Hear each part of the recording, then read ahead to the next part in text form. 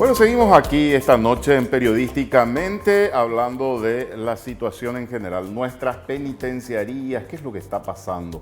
Hacíamos un breve diagnóstico con Alejandro Busso, pero me gustaría ver las soluciones y hablábamos un poco acá en el corte también. Muchos consideran que este es un problema solo de las penitenciarías, de los reos del Ministerio de Justicia que tiene que atender y administrar estas penitenciarías. Sin embargo, si uno empieza a observar, se trata en realidad de un problema social mucho más profundo y más grave, porque estamos hablando de organizaciones criminales que hoy manejan las cárceles, pero que actúan por fuera también de estas cárceles y que manejan el tráfico de drogas. En las fronteras están muy infiltrados.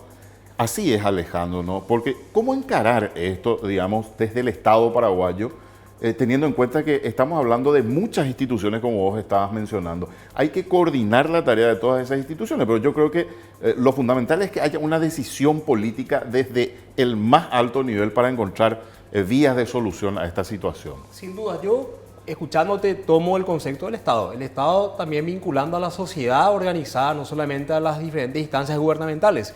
Y ver lo que ha ocurrido en San Pedro sigue siendo también una señal de una decisión política asumida con sus riesgos por el Estado Nacional a través del Poder Ejecutivo cuando el presidente declara la guerra frontal al crimen organizado. Uno tendría que ser muy inocente para pensar que estas organizaciones no van a empezar a actuar en consecuencia cuando el Estado está enfrentándose a ellas y generando justamente un boicot o abortando ciertas operaciones criminales. Entonces, cuando uno ve esto desde el propio presidente de la República, hay una bajada de línea en donde diferentes actores se están asumiendo en su compromiso y su responsabilidad. Lo citaba, el propio ministro de Justicia desde el año pasado está encabezando un proceso sistemático de trabajo con estos actores. Hablamos de la Defensoría Pública, hablamos de la Corte Suprema de Justicia, del Ministerio Público, del Mecanismo Nacional de Prevención de la Tortura, en un trabajo conjunto para encontrar soluciones puntuales. Ya no esas soluciones idílicas de 10 años, 20 años, sino en plazos, en tiempos. Pero también es importante, Roberto, que la gente entienda que esto es un problema social que bien mencionabas. Acá se mezclan factores como, por ejemplo, el de salud pública con relación a la seguridad pública. Una penitenciaría tiene a su cargo la seguridad pública, porque tiene personas que han cometido algún tipo de falta y que están ahí, pagando o en proceso, lastimosamente hoy con una sobrepoblación de procesados. Pero tenemos un porcentaje de personas, y también tiene que ver con los marcos normativos que fueron cambiando en los últimos años, de personas que sufren una adicción y que por su adicción ingresan al sistema penitenciario. Entonces, cuando uno habla del proceso de qué pasa con las drogas en las cárceles, uno tiene que pensar como si fuese un enfermo que tiene un síndrome de abstinencia y le cortan 5 días, 10 días. Es acceso a esa medicación o es acceso a esa droga. Entonces, no podemos seguir escondiendo una realidad y sobre todo simplemente mirando al costado como sociedad pensando que eso se tiene que cerrar con una llave y bueno, no nos interesa hasta que explotan estos tipos de eventos. Si tuviésemos que hacer una lista, 3 puntos que son prioritarios para buscar una solución a este problema, ¿de qué hablaríamos, Alejandro? O sea, ¿qué tendría que hacer el Estado paraguayo?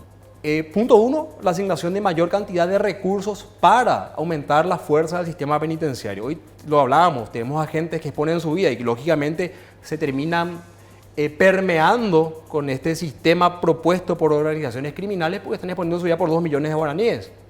Personas con familias, en donde no solamente es la cuestión monetaria, es también la cuestión extorsiva de amenazas como matar a las familias. Entonces, hay que pensar y empezar a analizar cuál es el actor y cuál es la amenaza puntual para poder reconocer el problema. Hay que fortalecer el sistema penitenciario y lógicamente fortalecer al Ministerio de Justicia en cuanto a los recursos para hacer frente a esto. El Ministerio, y lo tengo que citar, tiene otros servicios como el acceso a la información, la protección de la identidad, el acceso a la información pública. Nada de eso luce, por más que estemos aumentando la cantidad de beneficiarios, porque cuando ocurren estos eventos en un sistema también a cargo del Ministerio de Justicia, como es el sistema penitenciario, no tenés los recursos para hacer frente. Punto 2 es un análisis y cambios normativos puntuales. Hay que empezar a trabajar en mejorar el código de ejecución asignando esas responsabilidades que citamos, donde yo pueda segmentar por peligrosidad a las personas y eso me da pie a pensar en cárceles de máxima seguridad, porque necesito infraestructura adecuada para contener este tipo de circunstancias y a este tipo de actores y sobre todo la renovación de la infraestructura penitenciaria. Creo que un apéndice de ese mismo punto normativo, el análisis de la ley 4431 de la prisión preventiva. Hoy, básicamente, los juzgados de garantías están invadiendo con procesados las cárceles. ¿Esa es una ley que hay que modificarla? Es la ley 4431, que contempla la prisión preventiva y que tiene a un actor también vinculante, que es el jurado de enjuiciamiento, que tiene que participar de este proceso. Estamos refiriéndonos al tema de los casos de crímenes que, digamos, obligatoriamente tienen que tener una prisión preventiva, o estamos hablando de casos que no son crímenes, que pueden ser delitos y que los jueces ordenan alguna detención. Y que no le otorgan las medidas precisamente porque tienen la opción de la prisión preventiva como la alternativa. Los casos que son criminales, que tienen la expectativa de pena ya considerada un crimen, no tienen medidas. Otra cuestión... Pero mi pregunta es, ¿hay que modificar eso también? Hay que revisar y analizar en qué casos sobre todo. Vos fíjate que la ley de violencia intrafamiliar, por ejemplo, provocó un aumento significativo de personas que en proceso e investigación ya están en las cárceles, porque está criminalizada. Hoy tenemos más de 1.300 personas por violencia familiar en los establecimientos penitenciarios. 1.300 personas que están compartiendo también ese espacio penitenciario con, por ejemplo, miembros del PCC. Y son personas que han sufrido una denuncia y su etapa investigativa la están viviendo en la cárcel. Entonces son cuestiones normativas, y lo hablábamos, y voy a usar un dato estadístico del Mecanismo Nacional de Prevención de la Tortura. Hay un 7%, todavía hasta el año pasado, un 7% de aumento de la población penitenciaria relacionado a los crímenes, hoy crimen de violencia familiar. O sea, hay un abuso de las medidas entonces de prisión preventiva, ¿se puede decir eso? Se puede decir porque lo dicen especialistas del derecho sumamente reconocidos a nivel país. O sea, el análisis jurídico que están haciendo profesionales del derecho va camino a esto, hay que rever esto porque también las leyes son una fotografía política de un momento. Tal vez en esa circunstancia histórica del país esta ley se genera para hacer frente a un tipo de situación, pero eso no está escrito en piedra. Ha evolucionado y tal vez la circunstancia ha afectado negativamente a un sistema y se tiene que rever o hacer ajustes, que es lo que proponemos también dentro de esta dinámica del trabajo a corto y mediano plazo. Ahora, en la cuestión de infraestructura se habló mucho de la construcción de cárceles nuevas. Incluso recuerdo que se habló, no sé, de 70 millones de dólares, un monto así, no sé si estoy equivocado, trascordado, pero eran muchos recursos que yo no sé si tiene el Estado disponible actualmente, pero dentro de esa priorización, ¿hay un plan de construcción o estamos hablando solo de discursos, digamos, de intenciones que tiene el Estado? Hay que hacer ajustes, si bien esto ya se había hablado y es parte, no, sin tirar la responsabilidad, pero es un proceso que inició con el gobierno anterior, justamente el de la construcción de establecimientos penitenciarios nuevos. Ese presupuesto queda a manos del Ministerio de Obras Públicas, ni siquiera del Ministerio de Justicia. Entonces los plazos de construcción no están relacionados a los tiempos de urgencia del Ministerio de Justicia. Entonces el Ministerio de Obras Públicas hoy tiene a su cargo la construcción de estos establecimientos, ¿verdad? Que van a ser 3 en Emboscada y en Mingaguazú respectivamente, pero que si no solucionamos, y vuelvo a decirlo, hay que mejorar la infraestructura. Voy a tratar de ser muy claro, Roberto, en eso. Es impensable no tener nuevas estructuras con estándares de seguridad diferentes en Paraguay con respecto a las penitenciarias. Pero si yo no soluciono lo que mencionábamos antes, este incremento de casi 2.000 a 3.000 personas por año, porque hoy va en aumento, hasta el año pasado teníamos un promedio de 1.500 personas que ingresaban procesadas. Hoy estamos cerca de 3.000 personas en menos de 9 meses. Según los datos que al corte del 3 de diciembre del año pasado a hoy, tengo casi 3.000 nuevas personas en 9 meses en el sistema penitenciario. Si yo no cambio estas normas que están generando esta sobrepoblación, no puedo tampoco gastar todo el presupuesto en construir cárceles. Tengo que solucionar los problemas de fondo. La otra cuestión que se vincula directamente a esto también, Alejandro, la necesidad de establecer condenas de aquellos que están en un proceso, ¿verdad? Digamos, una sentencia que sea absolutoria, condenatoria, ¿verdad? Pero que se resuelva el caso. Si me hablas de un 78% de personas que no tienen condena dentro de las penitenciarías, estamos hablando de un problema serio también en los procesos judiciales. Sin dudas. Y ahora, eso ya no depende del Poder Ejecutivo, del Ministerio de Justicia en este caso, depende del Poder Judicial. ¿Cómo se hace eso? Porque tantas veces se ha hablado de esto, Alejandro. Yo, desde que recuerdo, hago periodismo casi 30 años hace, recuerdo que se viene hablando de la necesidad de apresurar los procesos, etc. ¿Por qué no se puede agilizar esto? ¿Dónde está el problema? Yo creo que, y voy a hacer un poco un paralelismo con respecto a la experiencia que citaste, ¿verdad? Si en 30 años de un problema que tal vez era sumamente solucionable, ajustable en ese momento, hoy se ha sacado provecho, como por ejemplo el caso del PCC, de esa debilidad de 3 décadas. Hoy ellos aprovechan ese retardo en el otorgar condenas para empezar a reclutar personas que están en procesos, inclusive de manera extorsiva. Gran parte de esto que estamos trabajando a corto y mediano plazo tiene que ver con las personas que ya tengan un cumplimiento por lo menos del 50% y por los diferentes hechos que se hacen estudios pormenorizados, lógicamente pudieran ya salir en libertad, ir descomprimiendo la sobrepoblación en este sentido. Para esto estamos trabajando tanto con la Defensoría Pública como con la Corte Suprema de Justicia. Y la cuestión de fondo, creo, es justamente esa falta de seguimiento del proceso. Cuando yo leía justamente a la mañana de hoy, de repente en unos reportes, cuando se decía que la Corte, algunos ministros que habían alertado al Ministerio de Justicia con relación a esto, yo creo que hay que empezar también a hacer ese reconocimiento de las situaciones. Nosotros también venimos alertando de ese 78% de procesados, que por ley, facultativamente, tampoco tendrían que estar a cargo del Poder Ejecutivo. Estamos hablando de personas que pudieran ser inocentes y tienen un proceso abierto. Me podría pasar a mí, yo podría estar denunciado por una cuestión que tenga un proceso abierto y yo estoy en la cárcel. Entonces, mientras no se dé seguimiento a mi expediente, yo voy a estar en la cárcel. Y hay casos lastimosos que no solamente atañen a la cuestión pública, donde han aparecido abogados que han dejado varados a sus clientes en el sistema penitenciario. Una consulta con respecto al caso de estas organizaciones criminales. ¿Hay que mantenerlos a todos en un mismo sitio? ¿Hay que distribuirlos en diferentes penitenciarías? ¿Se puede hablar públicamente de esto, Alejandro? O sea, ¿cuál es la estrategia que se sigue en estos casos? El debate creo que ya es público y de hecho, si bien hay un componente de inteligencia y de seguridad pública en cuanto también a la confidencialidad de cierta información, estas son estrategias globales. Nosotros venimos trabajando desde el año pasado muy cercanamente a la inteligencia y sobre todo a los departamentos de justicia de Brasil, que justamente tienen este problema casi nacido en su génesis dentro de su territorio. Entonces, ese debate entre segmentar o dispersar creo que tiene no sé si es una única respuesta, pero tiene una lógica en donde hoy tengo el 90% de mis cárceles con personas del PCC distribuidos. Entonces, yo lo que estoy haciendo es expandir el riesgo en instalaciones con presos comunes de que este tipo de eventos se repitan. Yo creo que parte de la estrategia es justamente eso. Y el régimen diferenciado, porque una cárcel de máxima seguridad tiene un régimen diferenciado al de uno, como por ejemplo, de mínima seguridad o de seguridad media. Y hay asesoría brasileña en esto, que ellos tienen mucha experiencia ya con todo Sí, lo que han vivido. se viene trabajando, de hecho se han hecho cursos de formación a agentes penitenciarios y el año pasado, ya en septiembre, octubre, y hay un acompañamiento inclusive de justamente el gobierno brasilero en cuanto al sistema de monitoreo, videovigilancia y sobre todo de inteligencia penitenciaria.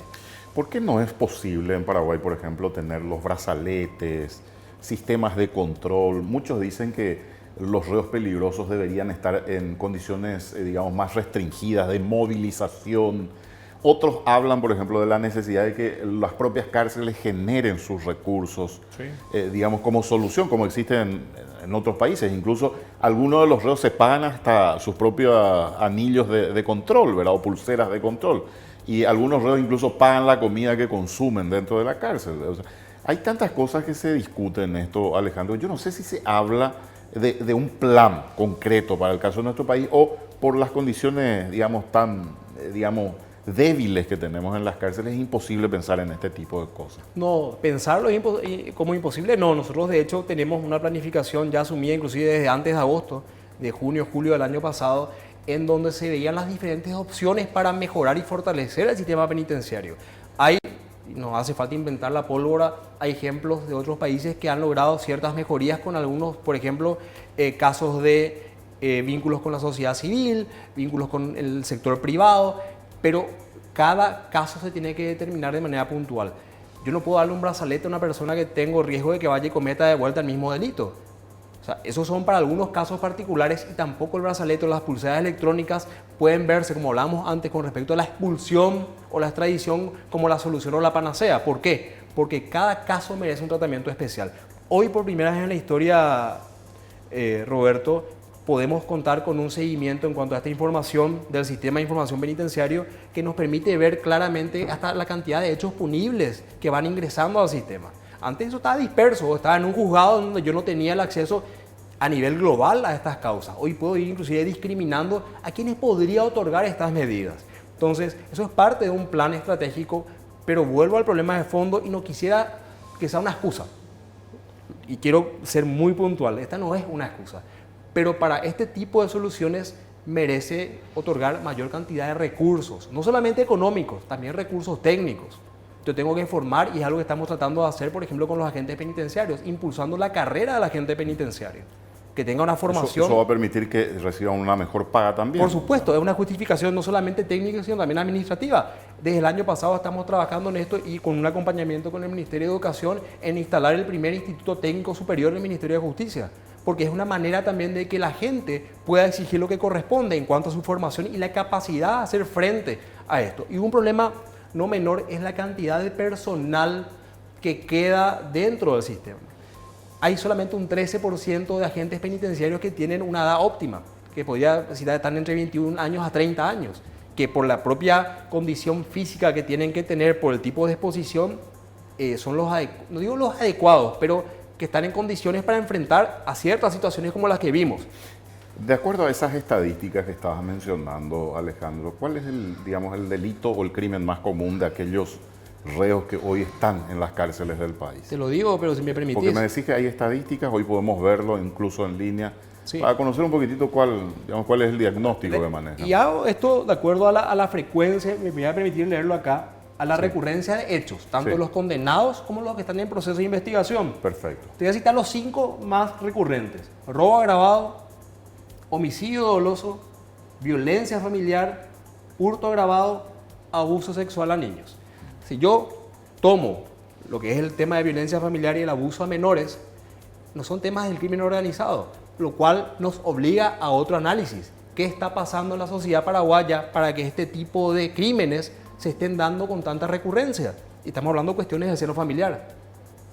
Finalmente, yo estaba pensando mientras hablabas y relatabas todo esto, pensaba, ¿cuánto tiempo tiene que pasar para que podamos ver soluciones concretas a esta situación, Alejandro? Porque esto es muy interesante, así, hablándolo es muy interesante, pero tenemos que ver resultados. Entonces, ¿cuánto tiempo tiene que pasar para ver los resultados? No, para nosotros muchas veces es frustrante, porque no nos gusta, y lo hablo desde el equipo del Ministerio de Justicia, porque también es una obligación asumida hablar de reuniones, hablar de proyectos a X cantidad de plazos, sino acciones concretas, porque este es un sistema colapsado, un sistema en emergencia que ya no tiene tiempo.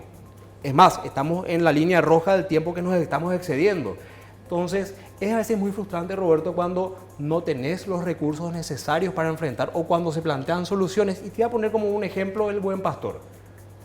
El Buen Pastor tiene una condición de infraestructura que el propio ministro la ha declarado públicamente de riesgo. Eso era un convento que terminó siendo hoy utilizado como una penitenciaría de mujeres, probablemente el de mayor aglomeración de personas, mujeres privadas de libertad. Su infraestructura está cada vez más debilitada. Planteamos reubicar a esta población, sacarla justamente también de un cono urbano, y empezamos a encontrarnos detractores de diversas organizaciones de derechos humanos, de distintos sectores. Entonces, yo te planteo, y le planteo también a la audiencia, ¿qué pasaría, y toco madera, si el Buen Pastor se cae? ¿Culpa de quién es cuando estamos no solamente avisando, estamos promoviendo la acción puntual durante este año 2019 de reubicar a esta población? No podemos hablar de plazo, entonces. Yo creo que sí hay que empezar a hablar de plazos, y me permito transferirlo por una cuestión que se viene trabajando en el ministerio. A mí me pareció, y me permito hacer el comentario personal, muy doloroso cuando se empezaba a pedir el día de ayer por el frenesí también de la noticia a la cabeza del ministro. Cuando no estamos pudiendo desarrollar en el corto y el mediano y el largo plazo los planes que están trazados. Si yo me tengo que sentar, y vos bien, y creo que de manera muy analítica, ves que hay factores que son exógenos al propio Poder Ejecutivo, ¿cómo yo puedo plantearme, y te respondo, una planificación estratégica de, por ejemplo, en Tacumbú voy a habilitar mayor cantidad de áreas de trabajo para que la gente pueda hacer autoconsumo? Si tengo 3.000 personas que tengo que reubicar al año, procesados, que los juzgados me están remitiendo y yo no me puedo negar porque estaría cometiendo un desacato judicial. Bueno, Alejandro Luis Buzó es el director general de Planificación, Cooperación y Desarrollo Institucional del Ministerio de Justicia. Estuvo esta noche con nosotros. Te agradecemos muchísimo la visita. No, un placer, Roberto. Y lo que sí me gustaría, aprovechando la audiencia que tenés, hay que empezar a hablar de no del sistema penitenciario como tal, sino un problema de seguridad pública que como sociedad tenemos que asumir. Así es, quédense por favor, porque a la vuelta de la pausa vamos a abordar otro tema bien sensible que afecta a muchísimas familias. Vamos a estar con Kelly Agüero del Sindicato de Trabajadores Domésticos. Mañana se analiza y está en agenda esto, la posibilidad de un aumento en el salario mínimo que tiene que ser abonado a los trabajadores domésticos. Quédense que a la vuelta hablamos de este tema.